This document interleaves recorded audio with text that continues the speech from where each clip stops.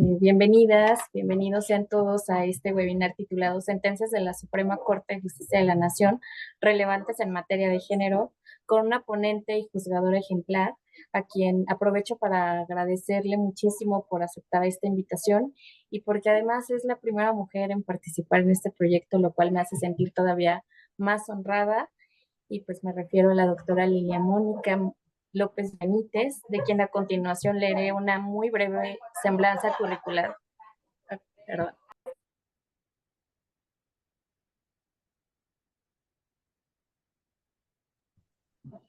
Eh, la doctora Lilia Mónica López Benítez nació en la Ciudad de México, estudió en la Escuela Nacional de Maestros de la Universidad Nacional Autónoma de México, es maestra y doctora por el Instituto Nacional de Ciencias Penales y maestra en Gobierno y Políticas Públicas por la Universidad Panamericana. Cuenta con posgrados en España, Italia, Chile, entre otros.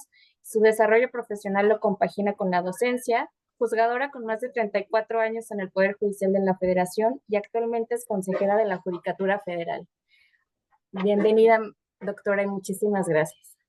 Al contrario, muchísimas gracias, Marta, por esta invitación. La agradezco profundamente porque además vamos a platicar de un tema muy importante que tiene que ver con las sentencias que han causado un impacto fundamental y que han sido emitidas por la Suprema Corte y vinculadas con el tema de perspectiva de género. Cuando ustedes saben, hablamos de perspectiva de género, entramos en mucha controversia y normalmente entramos en este tipo de controversias porque las personas en el imaginario colectivo piensan que cuando hablamos de perspectiva de género, de lo que estamos hablando es de favorecer a la mujer por el hecho de ser mujer. Y si partimos de eso, pues estamos partiendo sobre una base que no es sólida y sobre todo que genera a veces hasta animadversión. Entonces, el objetivo de hablar de estas sentencias relevantes vinculadas con perspectiva de género tiene que ver con entender cómo ha sido la construcción de nuestra sociedad, cómo la cultura ha impactado en la manera en que nos conducimos en nuestras relaciones. Pero ojo, no solamente frente a las mujeres. Hablamos de mujeres en muchas o en las más de las veces cuando hablamos de perspectiva de género, sí, porque cultural, porque históricamente la mujer ha jugado un papel, por ejemplo, fuera de la escena pública, con muchas limitaciones para su crecimiento personal y profesional, porque la hemos encasillado en ciertos roles, eh, vinculado con lo que consideramos que debe ser una mujer. Entonces le asignamos la tarea reproductiva. Obviamente, ahí tiene o juega un papel importante el tema biológico, pero derivado de eso, entonces le damos el carácter de cuidadora, el carácter de quien atiende el hogar, y ahí vemos cómo la perspectiva de género puede cambiar este tipo de realidades. Pero ojo, cuando hablamos de perspectiva de género, estamos hablando de todas las personas o grupos de personas que se encuentran en una situación de vulnerabilidad. Y desde este punto de vista, yo les invitaría a que revisáramos el último párrafo del artículo primero constitucional, que nos habla respecto de este gran concepto que la doctrina llama categorías sospechosas. Esas categorías sospechosas incluyen a las personas o a los grupos de personas que estructuralmente han vivido de una manera diferente a quienes tienen mayores posibilidades. Y estamos hablando de las personas migrantes, estamos hablando de personas a las que se atenta incluso contra su dignidad por temas religiosos, por orientación sexual, por una serie de factores que implican que a esas personas o a sus grupos los vayamos haciendo de lado y no tengan la posibilidad de gozar de sus derechos humanos, del reconocimiento de sus derechos humanos, de una forma total. Entonces, cuando hablamos de perspectiva de género, no solo hablamos de mujeres, aunque en las sentencias que voy a comentar, sí tienen una presencia de impacto las mujeres en los casos que fueron resueltos por la Suprema Corte de Justicia de la Nación. Y bien, iniciamos entonces con qué es la perspectiva de género. Y esta perspectiva de género es una herramienta metodológica. Cuando nos metemos a un laboratorio y tenemos que hacer una investigación, tenemos que tener una metodología. ¿De qué estamos hablando? De una serie de pasos, del ABC de cómo tengo que realizar mi investigación para llegar a obtener una conclusión. Bueno, pues la perspectiva de género es esa herramienta metodológica que va a tener como sustento el darnos ese ABC, esa serie de pasos, pero ¿para qué la queremos? Nos va a servir para advertir cuando hay desventajas. Desventajas que estén basadas en tema de género, ojo, no necesariamente mujeres, y el propósito de ella es poder corregir estas situaciones de desventaja que se generan y que impiden a la persona o a las personas gozar y vivir en completa libertad en el uso y ejercicio de todos sus derechos humanos. Pero para poder llegar a advertir estas desventajas, si bien, como ya les dije, tenemos que seguir una metodología, hay que atender algo muy importante en lo que quiero resaltar, que es el contexto de los hechos. Normalmente, cuando vamos de caminata al campo y subimos la montaña, lo que tenemos frente a nosotros es la gran montaña. Y conforme vamos subiendo, pues vamos avanzando en la montaña y llegamos a la parte superior y vemos todo ese trecho, ese gran trecho que tuvimos que caminar para poder llegar a ella. Pero imagínense que solamente nos quedáramos con la idea de la montaña, de que subimos la montaña, que caminamos muchos kilómetros, que fue una altura muy importante y perdamos de vista ese panorama que tenemos frente a nosotros. Esa altura nos permite ver quizá un amanecer, quizá la jungla, probablemente un río. Si nos quedáramos concentradas en la montaña, nos perderíamos una parte fundamental de ese camino, de ese viaje que realizamos. Bueno, pues justo el contexto de los hechos nos sirve para no solamente ver el hecho en sí mismo. Si nos quedamos solamente con el hecho, que puede ser un delito, que puede estar motivado por las relaciones familiares, por un asunto de trabajo, si nos quedamos solamente con ese hecho, nos estamos perdiendo todo el contexto. Y a veces, para poder resolver el hecho, necesitamos conocer el contexto, porque si no, nuestra sentencia va a ser muy limitada, va a ser muy sesgada posiblemente, y lo que es lo peor, no vamos a, a propiciar una justicia justa. Yo siempre utilizo estas dos palabras juntas. En algunas ocasiones me han dicho, es que eso es un pleonasmo. Si estamos hablando de justicia, ¿por qué dices que es justa? Porque podemos hacer justicia, pero no necesariamente una justicia justa. Entonces, para lograr que la justicia sea justa, tenemos que atender a ese contexto de los hechos que también nos va a permitir advertir las condiciones que desfavorecen a una persona o a las personas que estén inmiscuidas en los mismos. Y otro punto bien importante es hablar de interseccionalidad.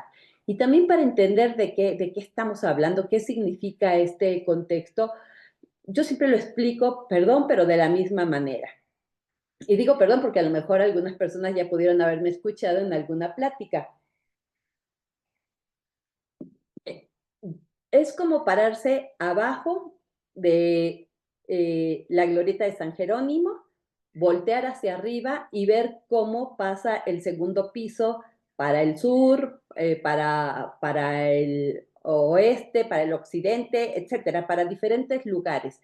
Pero en algún momento esas grandes supervías se intersectan, es decir, una pasa por encima de la otra, pero llega un punto en que tienen que tener un toque. o ver una telaraña cómo se va creando y cómo necesariamente todos esos hilitos se van juntando en algún punto específico. La interseccionalidad es eso, cómo de los asuntos que vamos a resolver hay situaciones que interseccionan y que afectan todavía más a una persona. Pensemos, por ejemplo, en un hombre migrante, pero es un hombre migrante que está en un país con un idioma diverso al suyo, que es una persona adulta mayor y al cual le amputaron una pierna. Encontramos ahí una serie de situaciones que lo limitan más que si es simplemente un migrante que tiene otro tipo de condiciones. O una mujer que fue objeto de un ataque sexual, una mujer citadina, con ciertos estudios, viviendo en una zona urbana. Quizá podemos analizar el caso desde una perspectiva diferente, así se trata de una mujer migrante, adolescente, que además está embarazada. Entonces, todas esas situaciones y todos esos puntos que confluyen de alguna manera en un punto en particular es la interseccionalidad. Y eso también es un foco rojo que nos indica que tenemos que ser doblemente cautos en el momento de resolver, porque vamos a tener muchas situaciones que agravan todavía más el asunto que vamos a analizar. Y entonces vamos a iniciar con el primer amparo directo en revisión, que es el 2655, diagonal 2013, cuyo ponente fue el ministro Alfredo Gutiérrez Ortiz Mena. Esta sentencia yo diría que es icónica, es emblemática, porque es la primera resolución donde se integran los elementos para juzgar con perspectiva de género. ¿Qué quiere decir esto? Nos da ese ABC de ese método científico para juzgar con perspectiva de género. Por eso es tan importante esta sentencia. Y aquí los hechos tienen que ver con una pareja heterosexual, donde la parte actora demanda de su pareja el divorcio necesario, la custodia provisional de las hijas y de los hijos, la pérdida de la patria potestad y el pago de los gastos y costas derivados del juicio. En este caso en particular, se sustenta en el hecho de, el divorcio se sustenta en que hubo un abandono del domicilio conyugal por parte de la madre. Es decir, fíjense bien, el divorcio es entre los cónyuges. En este caso, dijimos, es una pareja heterosexual, estamos hablando de un hombre y de una mujer. Pero una de las causas del divorcio, dice la parte actora, es porque la mujer abandonó el domicilio conyugal, pero ojo en este punto, por parte de la madre. El abandono del domicilio conyugal fue por parte de la madre. Ahí ya tenemos un primer signo que nos tiene que prender los focos rojos. ¿Por qué razón? Porque no estoy hablando del abandono del domicilio conyugal de mi esposa o de la que fue en su momento la esposa de la parte actora, sino de la madre. ¿Qué peor cosa puede hacer una madre que abandonar el domicilio conyugal y dejar ahí a las hijas y los hijos? O sea, solamente pensemos en el imaginario, en el prototipo de la buena madre que jamás abandonaría a sus hijos, que estaría presente en el hogar conyugal, aceptando y aguantando cualquier tipo de consideración. Entonces, en este caso, la mujer pierde la patria potestad sobre sus descendientes. Y la demandada presenta una demanda de amparo y señala diversos conceptos de violación. Y ella dice, bueno, en la sentencia que dicta el juez hace aparecer que hay un desinterés por parte de la madre, por parte mío, en voz de la madre, respecto de las infancias, es decir, respecto de las hijas y de los hijos que procreamos el actor y la parte demandada. Y ella dice, a ver, es que, pues sí me fui, me tuve que ir del domicilio conyugal, pero no me fui con la idea de abandonar mis deberes, pongo entre comillas, como madre, sino que yo me tuve que salir del domicilio conyugal orillada por la violencia que vivía al interior de este domicilio. Además, yo le ofrecí pruebas al juez para demostrar ese tipo de violencias que nunca tomó en cuenta, ni por otra parte, la parte juzgadora ni siquiera se preocupó por allegarse a algunas otras pruebas que sirvieran para acreditarlo. Y entonces ella dice, sí, sí me fui, pero está justificada mi salida del hogar conyugal.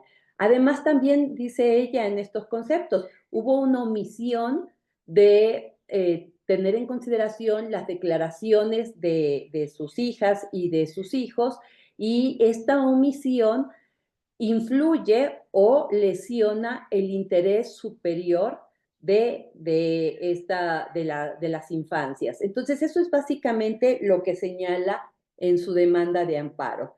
¿Por qué dice esto la parte quejosa? Porque en la sentencia recurrida, como les decía, se dice que la madre abandonó el hogar sin ninguna justificación. Y una parte importante que resuelve el juez de la causa dice, pues es que no se advirtió que el padre la obligara a abandonar el hogar. Ella se fue porque quiso. E incluso existen pruebas respecto de ese abandono de deberes que le correspondían como la madre de las infancias que se quedaron en el domicilio conyugal y a cargo del padre. Y otro punto importante que quiero que pongamos mucha atención es que se habla de una personalidad desequilibrada de la madre que está generando trastornos en la vida de las infancias. Por tanto, el juez dice, pues claro, aquí sí velamos por el interés superior de la infancia y por esa razón a la madre o la madre pierde el ejercicio de la patria potestad. Eh, Se resuelve este juicio de amparo bajo estas mismas premisas, que son prácticamente las premisas de la primera instancia, y vienen los agravios en el recurso de revisión. Y en este recurso de revisión, lo que se nos dice en los agravios es que se tenía que haber atendido al total de las pruebas que se presentaron para demostrar si realmente existió un abandono del hogar, del domicilio conyugal, como lo sostiene la parte actora, o si realmente, y aun cuando ella no hubiera dejado ese domicilio, no fue propiamente un tema de abandono de este hogar conyugal, sino que fue una situación que se justifica debido a la violencia que se vivía en esas cuatro paredes. Y además ella dice, con esta decisión no se está atendiendo al interés superior de las infancias, que esta es una parte de lo más importante, porque siempre habrá que velar por la salud física, la salud mental y emocional de las infancias desde todo tipo de decisión que se tome en un órgano jurisdiccional. Y entonces este asunto pues llega a la Suprema Corte de Justicia de la Nación. Pero como ustedes saben, no todos los asuntos que llevan a la Suprema Corte pueden ser analizadas por esta. Y entonces un primer punto que se señala en la propuesta del ministro ponente es, a ver, ¿es procedente que conozcamos de este asunto? Y la pregunta obligada fue de la que partió el ponente. ¿El tribunal colegiado omitió el estudio de algún planteamiento de constitucionalidad? Y por otra parte nos dice, ¿existió importancia y trascendencia? Y si bien es cierto que en el asunto, un divorcio, insisto, no se planteaba ningún tema vinculado con la constitucionalidad de algún artículo en lo particular, lo que se dice, a ver, esta manera de resolver, esta omisión por parte del juez de instancia de verificar si había, si existió violencia de género respecto de la parte quejosa que abandonó, entre comillas, el hogar conyugal, implica realmente que la sala pueda tomar en consideración este asunto. No está señalando ningún artículo en concreto que tengamos que confrontarlo con la Constitución. Sin embargo, aquí hay un tema de importancia y trascendencia que tiene que ver con la violencia estructural que han vivido las mujeres, especialmente al seno del hogar por estas estructuras de las que hablamos, pero también tiene que ver con la importancia y la trascendencia de velar por el interés superior de la niñez. Y en este punto, la sala dice, sí, es procedente el juicio de amparo y sí podemos entrar al análisis del mismo. Porque un punto importante es que se tiene que ver la situación específica de la mujer y específicamente porque no se percató el juez o no abordó un tema importante que se había planteado en la demanda de amparo. Es decir, si se verificaba alguna situación que estuviera vinculada con la violencia de género. Y una vez que dice si es procedente, parte también de la siguiente premisa para hacer el análisis de estudio de fondo. Y en este punto específico, la pregunta fue, ¿hay o no necesidad de revisar toda la controversia atendiendo a una perspectiva de género? Y de aquí el ministro ponente lo que nos dice, hay que partir del derecho internacional. Este derecho internacional impone a los estados que forman parte o que están sujetos a vinculaciones de derecho internacional la obligación de garantizar que en todo tipo de controversia judicial que esté relacionada con situaciones de violencia, de discriminación o de vulnerabilidad con motivos de género, sea analizada bajo una visión diferenciada, es decir, que sea analizada con perspectiva de género. Por tanto, llega a la conclusión de que aplicar la perspectiva de género implica identificar estos contextos a los que me refería en un inicio de esta plática, implica analizar las cuestiones de asimetrías de poder, la desigualdad estructural que tiene como sustento el tema del sexo, del género, de las preferencias sexuales, independientemente, y esto es un punto importante, de la persona que esté denunciando. Es decir, no importa si es un hombre, no importa si es una mujer, no importa si es una persona que se identifique de una manera diferente. En todos los casos que se hable de estos temas, hay una obligación de hacer un análisis diferenciado. Y entonces, bajo esta lógica, surge una tesis fundamental para empezar a entender estos temas de género, cuyo rubro es acceso a la justicia en condiciones de igualdad, elementos para juzgar con perspectiva de género. ¿Por qué es tan importante? Porque del análisis de este asunto surge la metodología, surge los pasos a seguir para poder determinar cómo tenemos que estudiar un asunto donde advirtamos que existe una categoría sospechosa, donde advirtamos una situación de desventaja y lo que nos dice esta tesis es que lo primero que hay que hacer es identificar si existen asimetrías de poder que generen desequilibrio entre las partes. Cuando analizamos un asunto, normalmente siempre tenemos dos partes. Las partes están en el mismo plano, entonces quiere decir que podemos irnos sin juzgar con perspectiva de género, pero hay veces que hay una asimetría, por ejemplo, económica. En casos como estos de divorcio, el hombre es el que trabaja, el hombre es el proveedor, la mujer está en casa al cuidado del hogar y de las infancias, no percibe por su trabajo en casa ninguna retribución, lo que hace que haya una simetría. Es el empleador con sus empleados. Bueno, también encontramos una simetría de poder porque el empleador tiene bajo su control pues todos los mecanismos para generar el trabajo mismo, todas las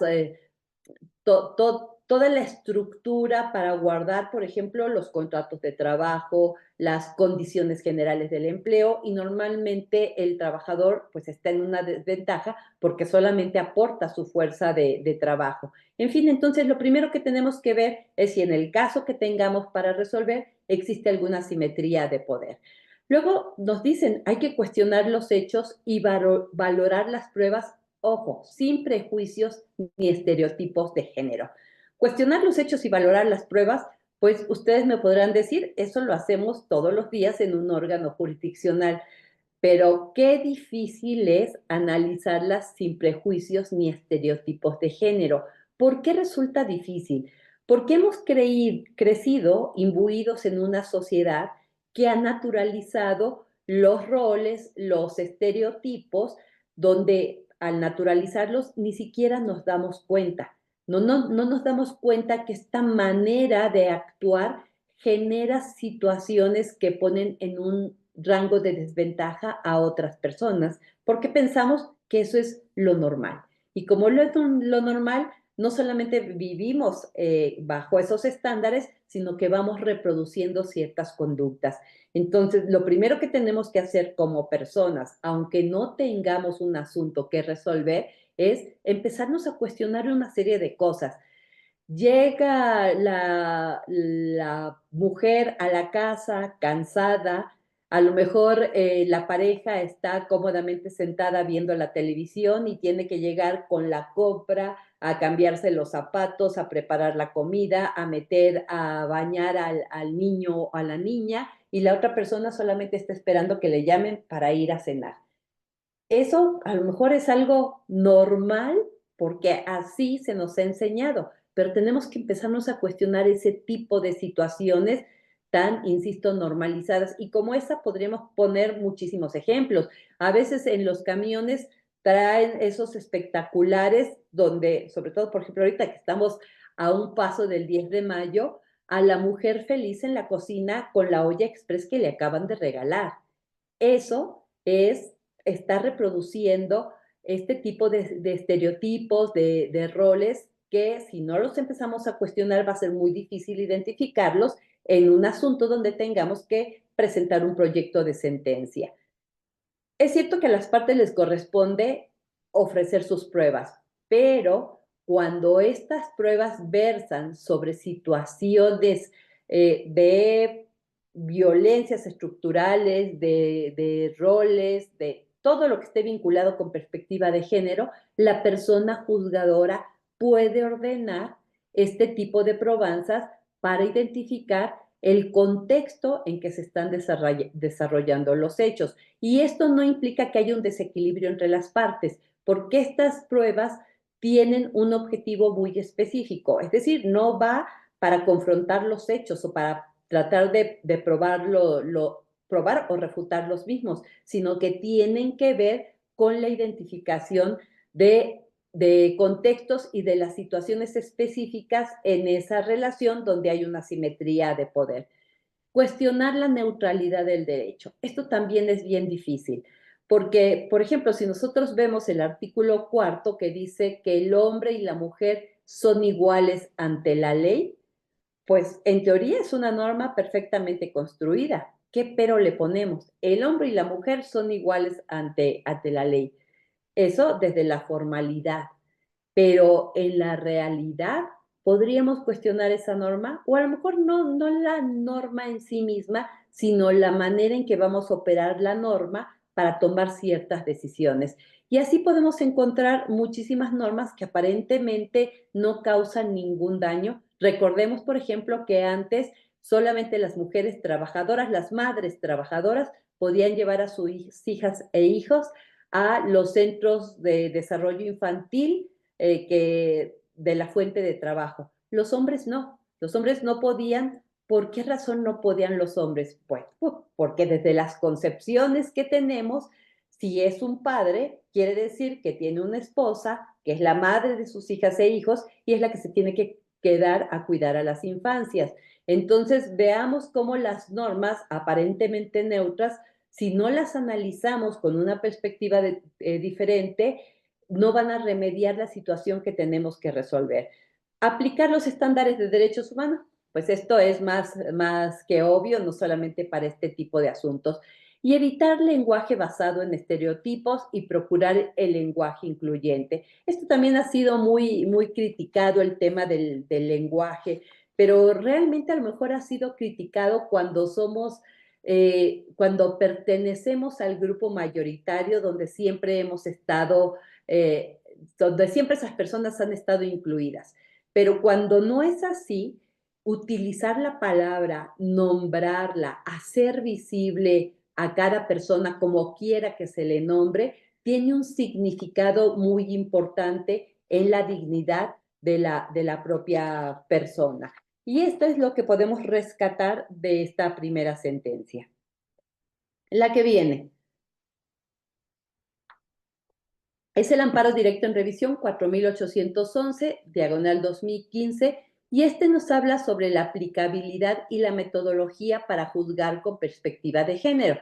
Con la anterior ya tenemos una metodología, pero aquí también se abordan algunos aspectos más allá de los hechos que motivaron el mismo asunto. Aquí también hay una demanda de divorcio y tanto el hombre como la mujer, ambos cónyuges, están solicitando la disolución del vínculo matrimonial, la guardia y custodia de sus hijas e hijos y una pensión alimenticia del 50% de los ingresos, en este caso la mujer pide el 50% de los ingresos del esposo, no para ella, sino para sus hijas, así como el pago de gastos y costas derivados del juicio. Y el esposo reconviene a estas peticiones por parte de la excónyuge y lo que pide también es una pensión alimenticia para sus hijas, pide que pierda la patria potestad, la parte actora, y hablan también sobre el tema del régimen de convivencias, de la custodia y del régimen de convivencias.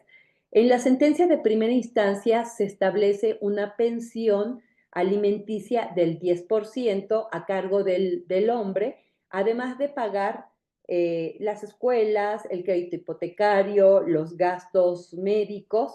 Y pues si uno lo ve así, uno podría pensar, pues está pagando la pensión más gastos muy importantes que se generan en una casa. Sin embargo, cuando apela la contraparte, la actora, la sala modifica esta sentencia, pero únicamente respecto del régimen de convivencias y lo fija para realizarse cada 15 días.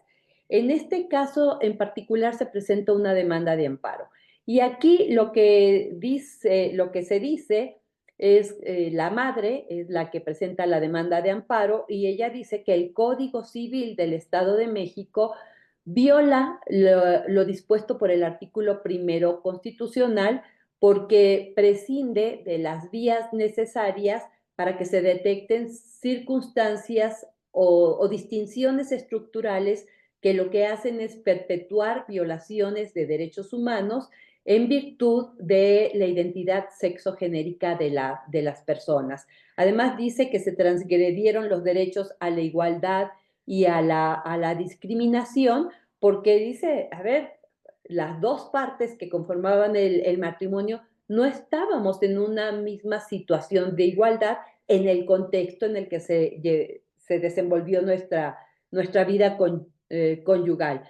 Y ella dice, a ver, el actor tenía un salario aproximado de 60,000 pesos mensuales, mientras que yo, que me hacía cargo de las hijas y de los hijos, y además trabajaba, solamente ganaba 12,000 pesos mensuales. Entonces hay una gran diferencia. Y aquí lo que se le dice a la esposa es que, bueno, pero tú no estás solicitando una pensión compensatoria para ti. Si tú hubieras solicitado una pensión compensatoria por tu trabajo dentro del hogar, entonces se tendría que ver que hubiera esa compensación entre la distinción de los 60,000 pesos que ganaba el hombre y de los 12,000 pesos que tú ganabas. pero como no lo solicitaste, la sentencia que se emitió es una sentencia justa. Y otra de las cosas que ella dijo en el amparo es que ese trabajo no remunerado de las mujeres dentro del hogar siempre pasa inadvertido y nunca suele ser justo compensado. Y un punto importante, y lo voy a destacar mucho porque más allá del tema, como les decía, de los hechos, una de las cosas de las cuales se ocupó esta sentencia es de quién estaba juzgando a las mujeres, porque ella en sus conceptos de violación dice, bueno, pues es que aquí me han juzgado o han juzgado mi caso solamente hombres, y si no tenemos una jueza que tome una decisión, pues nunca se va a poder analizar con perspectiva de género, nunca se va a poder atender al interés superior de las infancias. Y este punto de los juzgadores o el mayor número de juzgadores hombres tiene que ver mucho en el tema de la sentencia. En esta sentencia de amparo se tocan diversos puntos, como por ejemplo si hay proporcionalidad en el tema de los alimentos, si hubo un mismo trato para ambos cónyuges, cuál fue el peso específico de los roles de género en este punto, y si especialmente si hubo una discriminación sistémica contra la actora en el juicio principal por una falta de paridad en las personas que juzgaron su asunto. Y en el recurso de revisión se dice que el Código Civil que se aplicó prescinde de vías para detectar las diferencias, que hay una complejidad en el contexto de una familia donde el padre es quien es el mejor proveedor económico, mientras que la madre, no obstante que trabaja, pues tiene un salario mucho menor por trabajar menos tiempo, menos horas, dado que se tiene que hacer cargo de las labores de la casa y del cuidado de las infancias, y específicamente lo que se dice, los juzgadores, que los juzgadores, el hecho de que los juzgadores sean hombres, dice, dificulta la impartición de justicia con perspectiva de género. Eso es lo que dice ella, es lo que insiste incluso en el recurso de revisión. Este asunto llega también a la sala, a la primera sala de la Suprema Corte de Justicia de la Nación, y volvemos a lo mismo. Primero que nada tenemos que saber si la sala de la Corte puede hacer el estudio de la misma, porque no trae aparejado un problema necesariamente de confrontar un artículo de una ley con la propia Constitución. Y en este caso, la primera pregunta que se hace el ministro ponente es si subsiste un planteamiento de constitucionalidad que sea susceptible de ser analizado. Como la quejosa señaló que el Código Civil del Estado de México en términos generales violaba el artículo primero constitucional porque no cuenta con vías para detectar estas diferencias o estas circunstancias estructurales que generan una lesión a los derechos humanos de las personas, dice, bueno, pues bajo este punto puede ser que podamos atender el análisis de este asunto. Pero hubo un punto muy importante porque la quejosa alega que fue víctima de discriminación y que esta discriminación se traduce en la falta de análisis con perspectiva de género. Y recuerden que previa a esta sentencia ya teníamos otra donde se hablaba de una metodología por parte de esta, o más bien destacada en esta tesis, que nos da los pasos para analizar este tipo de asuntos. Y entonces la parte actora en el juicio principal nos dice que, pues, a lo mejor eso no es una cuestión constitucional propiamente dicha o pura, una cuestión constitucional pura, pero conlleva el análisis de los derechos, de dos derechos importantísimos. Uno de ellos a la no discriminación y por consecuencia el análisis de la posibilidad de acceso a la justicia de todas las personas. Por tanto, consideran que es procedente y luego para el análisis del estudio del fondo se parte de lo siguiente, de la siguiente pregunta. ¿Existe una relación entre la integración de un órgano jurisdiccional colegiado y su posibilidad de juzgar con perspectiva de género? A este punto quiero llegar. No nos vamos a meter ya con lo que se resolvió en la parte específica derivada del problema de la pareja, sino vamos a analizar este punto porque lo tocan de una manera destacada en esta sentencia. Y lo primero que nos dice el ponente es que la Suprema Corte ha abordado de una manera muy exhaustiva el contenido y el alcance de lo que implica juzgar con perspectiva de género. Tan es así que ya se tiene una sentencia que señala la metodología. Y nos dice que cuando no se analiza con perspectiva de género, se puede causar unas consecuencias reales y delicadas a las partes que tienen que ver con el asunto y que estas consecuencias pueden afectar el derecho a la igualdad, que finalmente es el derecho que se quiere proteger cuando analizamos con perspectiva de género.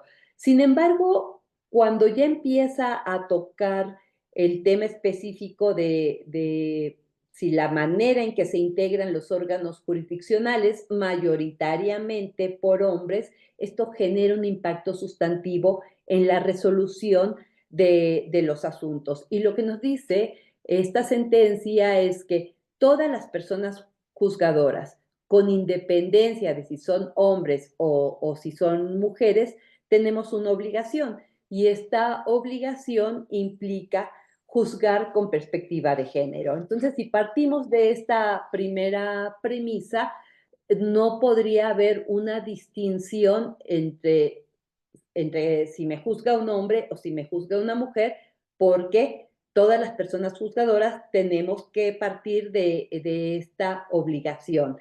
Y por otra parte, se destaca bajo esta primera idea, esta primera premisa, no tendría razón la recurrente en cuanto a una posible distinción en la manera de juzgar que esté vinculada por el sexo de las personas. Esta es la parte más importante. Claro, lo estoy comentando de una manera muy rápida, pero si entramos al análisis, a la lectura de la sentencia, podemos advertir que incluso la sentencia señala que, bueno, el hecho de que juzguen mujeres este tipo de asuntos no necesariamente va a llevar a que le den la razón a otra mujer, porque dentro de las mismas mujeres juzgadoras tenemos concepciones y visiones diferentes.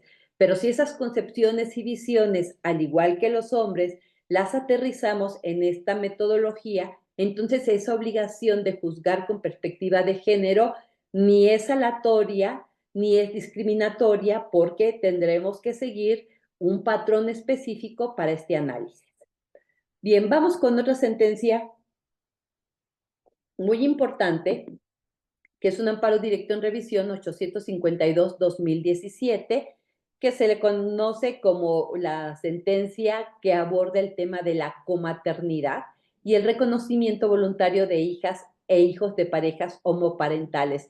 Esto es muy importante y lo quiero destacar. Esta es una sentencia cuya ponente fue la ministra Norma Lucía Piña Hernández.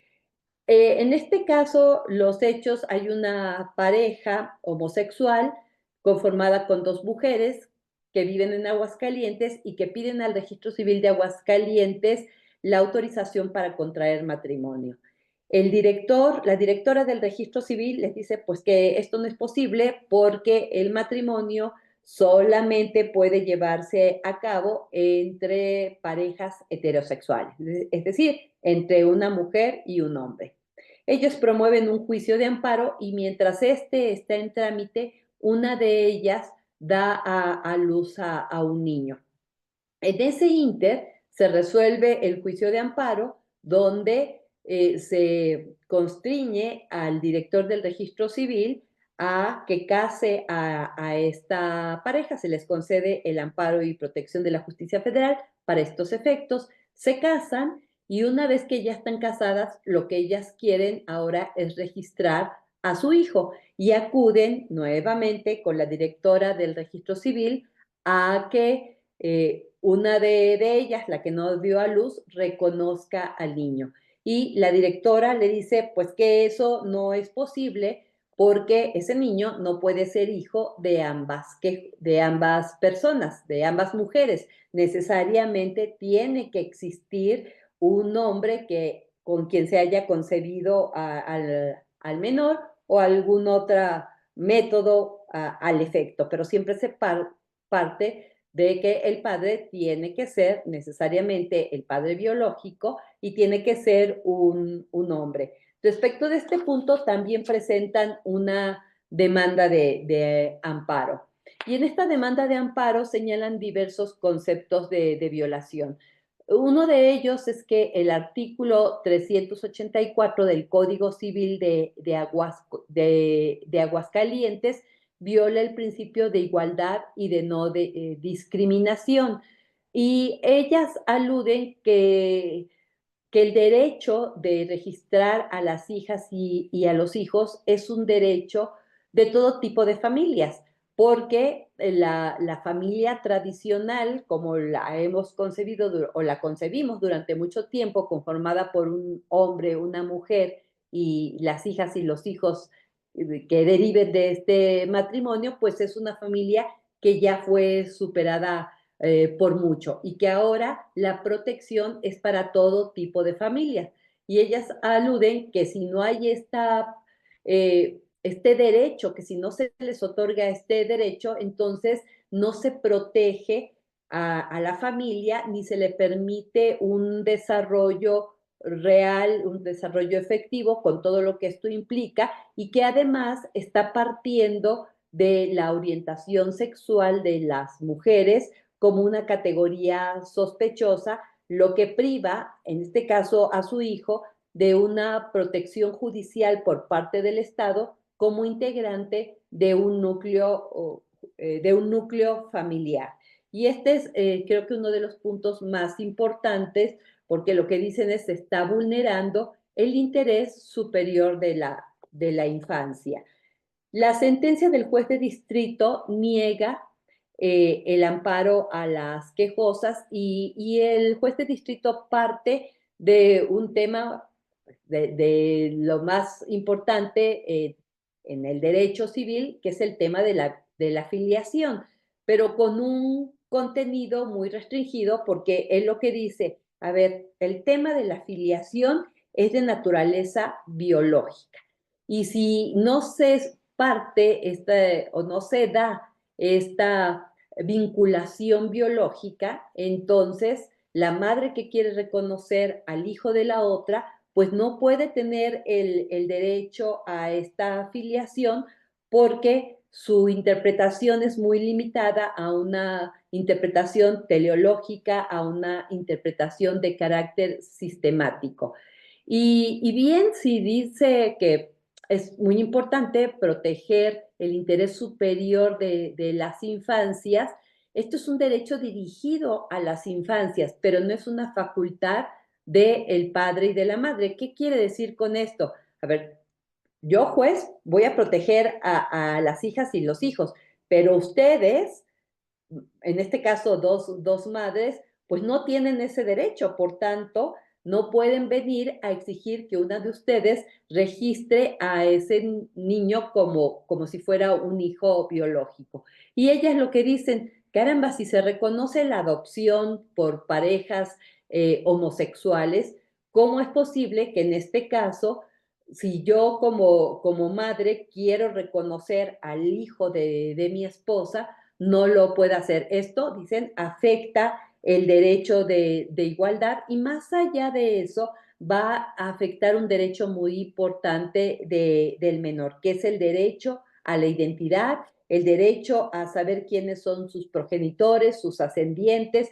y toda otra serie de derechos que están vinculados con este tipo de reconocimiento. Esto es lo que dicen las quejosas, pero finalmente el juez lo que dice, a ver, aquí nos vamos a basar en el tema de filiación, que está vinculado como algo biológico. Ustedes como madres no pueden venir a pedirme esto porque esto en todo caso va a ser un derecho de la infancia, pero no de ustedes como madres. Y el hecho de que se haya eh, otorgado el derecho de adopción a las parejas del mismo sexo, este no es el tema, porque aquí no es un tema de adopción, sino que es un tema de reconocimiento. Y él considera que no se está violando o vulnerando ningún tipo de derechos. Esta sentencia da lugar a un recurso de revisión donde las quejosas pues siguen abonando a sus propios argumentos, destacando cómo esta distinción siguen teniendo como idea prevalente un derecho más importante del padre, aun cuando no sea el padre biológico, al de la madre biológica y de su esposa que quiere reconocerlo. Y nos dice, la identidad, si bien puede depender de una relación de carácter biológico, pues no necesariamente es la única manera de generar identidad en las infancias. El niño, la niña, lo que necesita es amor, protección, alimentación, salud. Y si en una familia conformada con la diversidad que ésta implique, se le va a otorgar, entonces tenemos que partir de que eso va a generar un bienestar para las infancias. E incluso ponen un ejemplo muy importante porque dice, bueno, al hombre ni siquiera se le requiere que compruebe que es el padre. Es como una cuestión de fe que va con la madre y registra y no se le pide que presente ninguna constancia de que él es el padre biológico. O incluso cuando la madre misma, dentro de cierto periodo, va sola a registrar al hijo o a la hija, puede decir que este o esta es hijo o hija de tal persona sin siquiera tener la necesidad de que el padre se encuentre en ese lugar. Y por tanto dicen, pues estamos partiendo de una presunción juris tantum que aquí, donde una es la madre biológica y donde la otra tiene el interés del reconocimiento, se nos niega esa posibilidad. Esto llega también a la primera sala de la Suprema Corte de Justicia de la Nación. Y volvemos a la primera pregunta, ¿es procedente o no? Es decir, ¿es o no es constitucional la norma? Y para determinar solo este punto, en esta sentencia se toman en cuenta 4 aspectos importantes.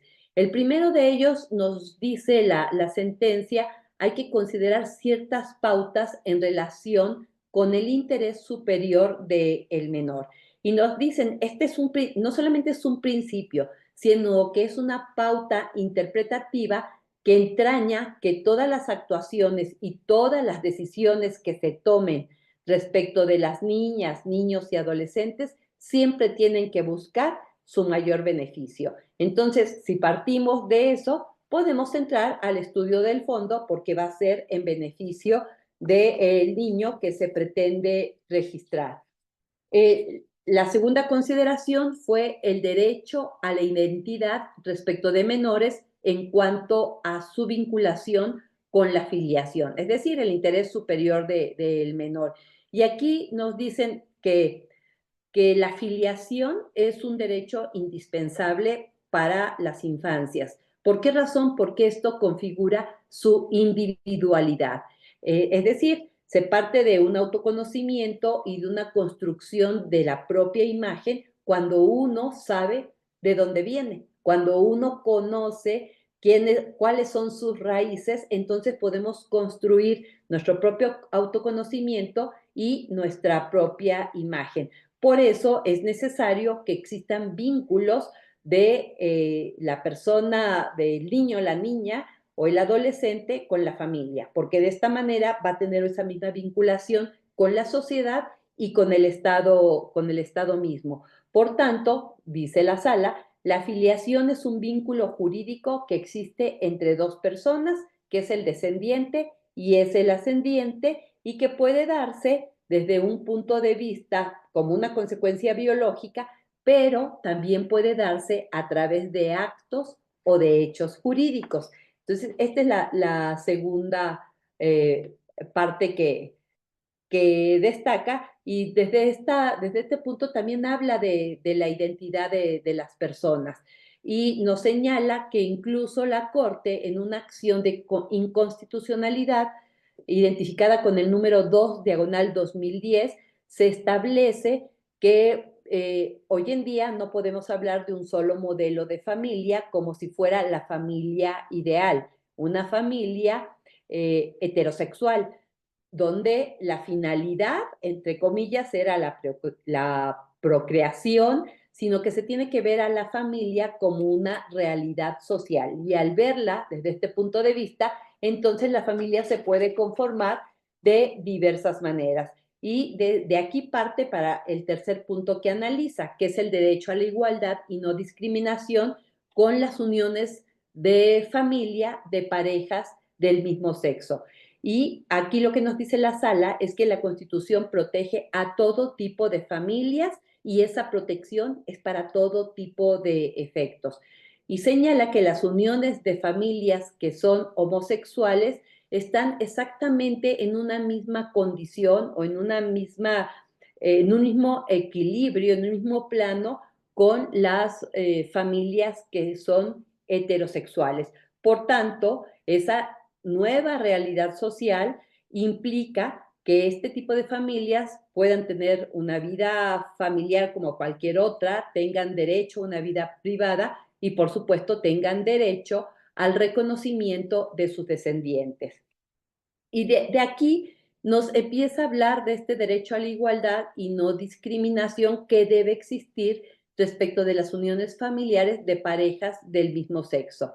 Y aquí lo que nos dice, y básicamente llega a esta consideración, no te podemos hacer ningún tipo de distinción, porque si distinguimos entre una familia convencional con otras conformadas de una manera diferente, entonces lo que vamos a hacer es vulnerar el derecho que tienen a la no discriminación. Y por otra parte, se tiene que proteger, sin lugar a dudas, a todo tipo de familias. Y al existir esta protección a todo tipo de familias, pues conlleva implícitamente el reconocimiento voluntario de sus descendientes como una presunción juris tantum, igual que la que hablábamos para los padres. Basta con que yo quiera ir y reconocer para que yo pueda hacerlo. Entonces, en este punto nos dice, siempre ha habido un predominio de roles, desde los biológicos, los antropológicos, el tema de género, pero tenemos que evolucionar así como ha evolucionado la realidad en la unión de las parejas y en la conformación de diversos tipos de familia.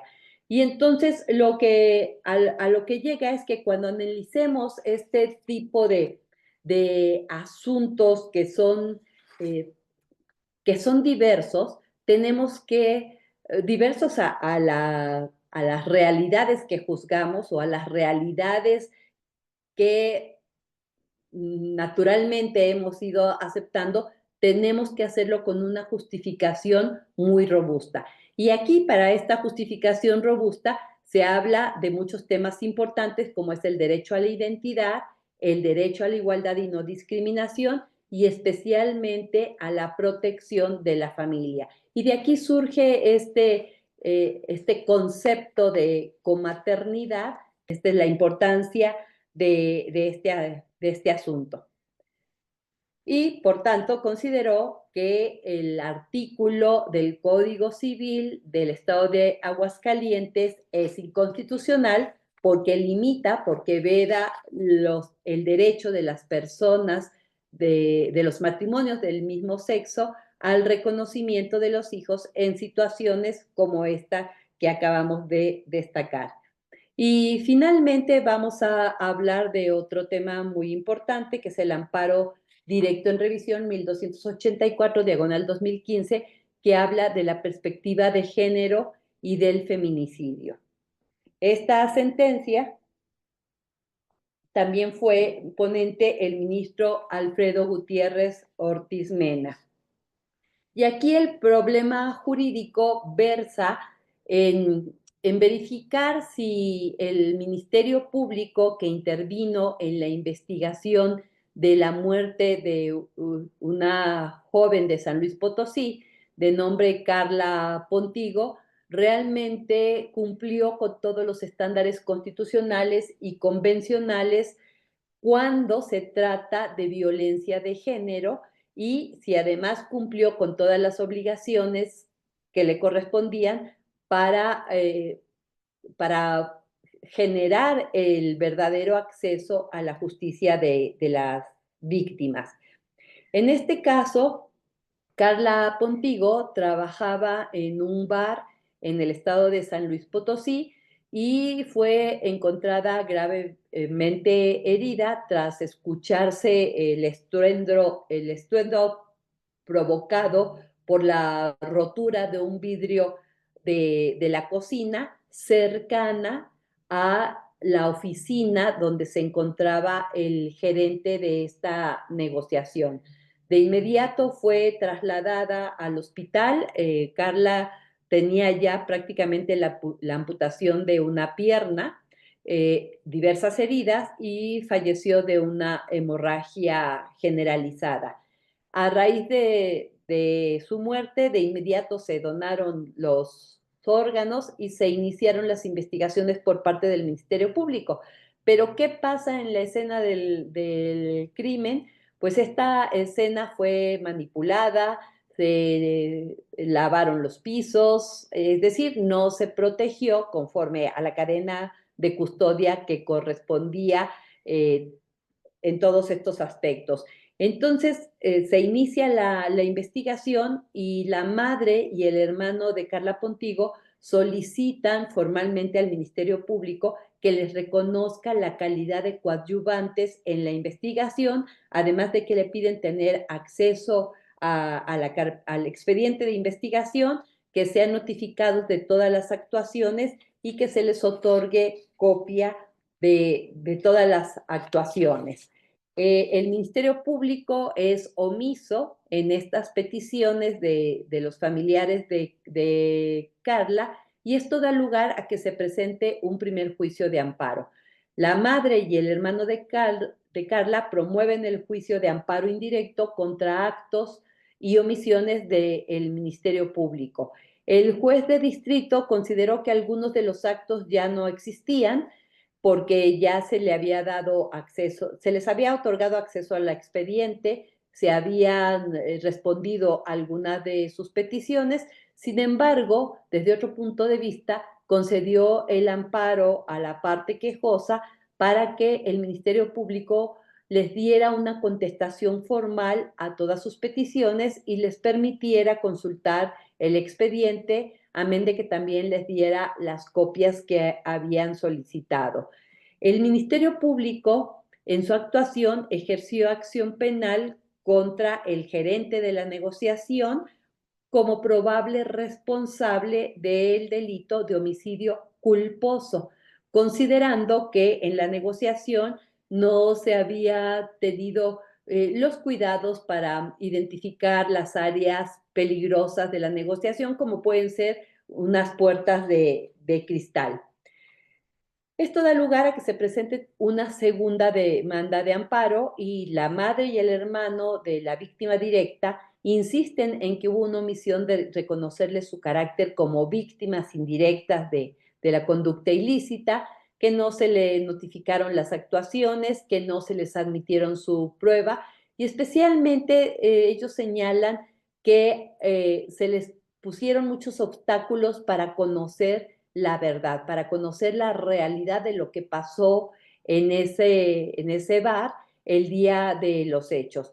Por tanto, destacan que no hubo una investigación efectiva, una investigación seria e imparcial y además pues también se inconforman contra la consignación por homicidio culposo y destacan que no se tomaron en cuenta todos los protocolos existentes para analizar la muerte de las mujeres. Pero un punto importante es que también destacan en su demanda que pasaron por alto que existía una violencia de parte del gerente hacia la Oxisa y que esta línea de investigación nunca se tomó en consideración. Por esta razón se presenta un recurso de revisión donde en lo que siguen insistiendo los familiares de Carla es que se está vulnerando el principio no pro persona al no aplicar un análisis con perspectiva de género ni realizar un control de convencionalidad. Y destacan que el solo concederles el amparo para que se reponga el procedimiento desde la notificación que no se les hizo respecto de ciertas actuaciones, esto implicaría que ya no se retrotraigan los hechos al momento de la investigación ante el Ministerio Público y, por supuesto, se perdería la oportunidad de tener una verdadera investigación con perspectiva de género, lo cual implicaría que el homicidio siguiera siendo calificado como un homicidio culposo y no como un homicidio con otras características o inclusive como un feminicidio. Esto es lo que ellos destacan. Entonces, cuando llega a la sala con este recurso de revisión, lo primero que se plantea es si las autoridades señaladas como responsables incumplieron las obligaciones derivadas del acceso a la justicia de las víctimas y si la actuación del Ministerio Público realmente cumplió con los estándares de debida diligencia al investigar los hechos por los cuales resultó el fallecimiento de la víctima directa. Y en este punto, lo que se dice, a ver, si estamos hablando de violaciones procesales, esto no se puede analizar en la vía de amparo indirecto. Tenemos que esperar a que haya una sentencia y con esa sentencia, entonces sí, impugnar todas las violaciones procesales. Sin embargo, se dice, bueno, como primera premisa, así tendría que hacer, pero entonces nos vamos a perder la oportunidad de una investigación que trascienda efectivamente al tema de procuración de justicia y vamos a perder la debida diligencia. Y este como un principio importantísimo que también le corresponde a las víctimas indirectas. Y por supuesto, el análisis con perspectiva de género. Entonces se decide entrar al fondo del asunto y se empieza a analizar diversos temas, como el acceso a la justicia, la violencia de género, la impunidad generalizada en nuestro país cuando se trata de la muerte de mujeres, el derecho de la víctima, de las víctimas indirectas a conocer la verdad y toda la violencia institucional que viven las familias de las mujeres que pierden la vida en condiciones de violencia. Y esto pues no es derivado del tema de Carla Pontigo, eso lo podemos traer a colación desde el tema de Campo Algodonero, que ustedes conocen bastante bien, toda la victimización reiterada contra las víctimas indirectas de los feminicidios, al decirles que dejaran pasar cierto número de horas, que quizás se había ido de fiesta, que se había ido con el novio, es decir, siempre minimizando cuando una mujer desaparece o no actuando diligentemente cuando una mujer pierde la vida y analizando los hechos como si se tratara de un homicidio cualquiera. Entonces, estos fueron los puntos de fondo que se analizaron. Y para el análisis con perspectiva de género, pues justo la sala pone el acento en este asunto de González y otras contra México, Campo Algodonero, que ustedes conocen bien, pero también pone ese acento en el amparo en revisión 554 diagonal 2013, que es una sentencia, diría yo también, de esas icónicas de la primera sala de la Suprema Corte de Justicia de la Nación, que tiene que ver con la muerte de Mariana Lima, que también murió en condiciones de violencia y que en un principio se manipuló la escena del crimen y se analizó sin tomar en cuenta todo tipo de líneas de investigación, especialmente aquella de analizar con perspectiva de género cuando una mujer muere en condiciones de violencia.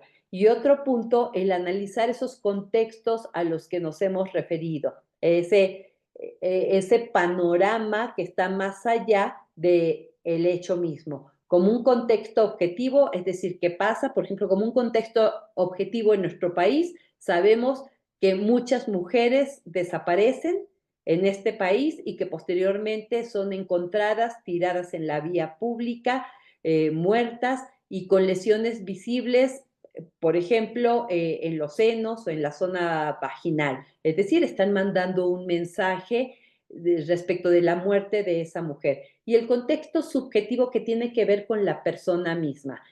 Por ejemplo, en el caso de Carla Pontigo, se sabía por parte de la madre y del hermano que ella estaba sufriendo un acoso laboral y sexual por parte del gerente. Entonces, el contexto objetivo es el todo y el contexto subjetivo el que está vinculado, en este caso, con la víctima directa. Y entonces lo que nos dice, hay que investigar y agotar todas las líneas de investigación posibles en casos de muerte de mujeres por causas violentas. Y nos llevan al caso de Mariana Lima. El caso de Mariana Lima, les decía, es icónico porque de ahí surge una especie de protocolo para analizar las muertes violentas de mujeres. ¿Y qué se tiene que hacer? Pues se tienen que seguir ciertos pasos, como identificar a la víctima, proteger la escena del crimen, que ni en el caso de Mariana ni en el de Carla se protegió, recuperar, preservar y no destruir el material probatorio que se encuentre en la escena del crimen, investigar exhaustivamente la propia escena, identificar a los posibles testigos, obtener sus declaraciones, tener autopsias profesionales y por profesionales competentes que empleen los métodos específicos para este tipo de asuntos, determinar las causas, la forma, el lugar y el momento de muerte y cualquier patrón o práctica que pudo haber causado la muerte. En función de eso, nos da también una serie de pasos, una metodología para analizar este tipo de muertes. Esto es lo que la madre de Mariana Lima logró al no desistir e insistir en la investigación y en el que se le haga justicia a su hija. Y finalmente, ya para ir cerrando, lo que aquí se dice, bueno, retomando esta serie de metodología, estos pasos conceptuales, no solamente para investigar con perspectiva de género, sino para investigar las muertes violentas de mujeres, la sala lo que hace es fijar estándares mínimos que debe cumplir una investigación por muerte violenta contra una mujer, y a partir de ella se podrá considerar si hubo una debida diligencia y si se analizó con perspectiva de género. Entonces, creo que esta es la parte más importante que podemos rescatar de este asunto tan importante y llega a una conclusión. Y esta conclusión lo que nos dice es que las violaciones a los derechos fundamentales de las víctimas en la investigación el delito, en realidad generan una problemática no solamente para el conocimiento de la verdad, sino que impide a las víctimas indirectas participar activamente, ser informadas de todas las fases procesales, recibirle las pruebas que puedan permitir que se esclarezca la muerte de la víctima directa y sobre todo que se tiene que estudiar o analizar e investigar también con perspectiva de género. De esta manera, al no haberlo hecho, lo que sucedió es que se vulneró el derecho de acceso a la justicia, el derecho a conocer la verdad, el derecho de todas las mujeres a una vida libre de discriminación y ajena a la violencia por razones de género. Con esto yo concluyo. Hay muchísimas sentencias más. Creo que estas son, insisto, unas sentencias emblemáticas porque nos van dando pautas para, en este caso, investigar a nivel Procuración de Justicia, Ministerio Público, Fiscalías, pero por otro lado también nos da unas pautas muy importantes que se traduce en una herramienta metodológica para poder juzgar con perspectiva de género. Muchísimas gracias por su atención.